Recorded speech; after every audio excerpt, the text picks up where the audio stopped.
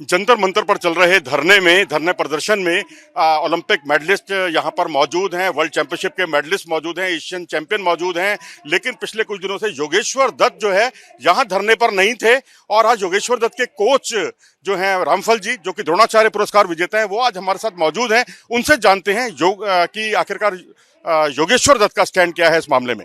जी देखिए, आज योगेश्वर ने पूरा अखबार में भी और टीवी में भी उसके व्यूज आए हैं। उसने अपना जो दिया है भाई मैं इनके साथ हूँ, मैं पहलवानों के साथ हूँ।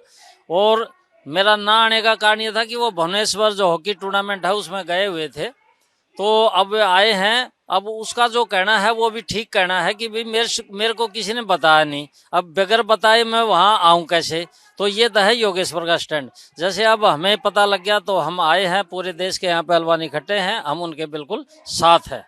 अभी जब विनेश फोगट ने कल यहाँ पर मंच पर सबके बीच में कहा कि योगेश्वर दत्त तो जो है फेडरेशन की गोद में बैठा हुआ है, इस तरह की टिप्पणी की, तो कितना बुरा लगा आपको?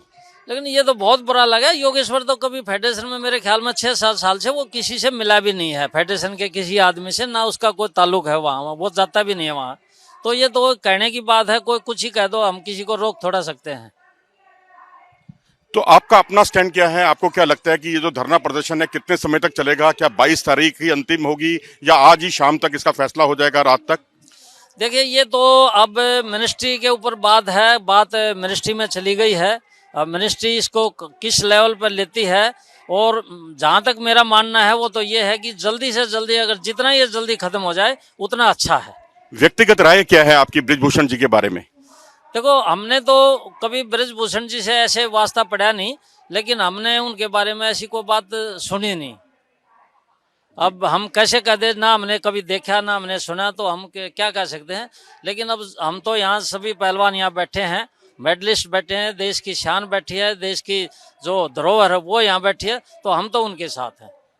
चलो, आप पहलवानों के साथ हैं, लेकिन फेडरेशन का ये आरोप है कि ये सब घटनाक्रम जो है जब से चल रहा है, हमारे खिलाफ जो शिकायतें थी उस पर भी कोई संज्ञान नहीं लिया गया, ना उसकी शिकायत की गई। और अचानक जब चुनाव आने लगे तो चुनाव के समय जो है पहलवानों को उसकी याद आई है, जो फेडरेशन के चुनाव अगले महीने होने वाले हैं।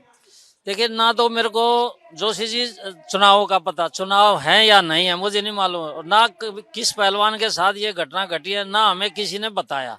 तो हम कैसे कह सकते हैं? अगर हमारे नॉलेज में ये होता तो हम बात को आगे बढ़ा सकते थे। लेकिन अब आप ये बात, इस बात पर स्टैंड पर कायम है कि योगेश्वर दत्त और आपका जो है समर्थन पहलवानों के साथ है? बिल्कुल समर्थन हमारा साथ है।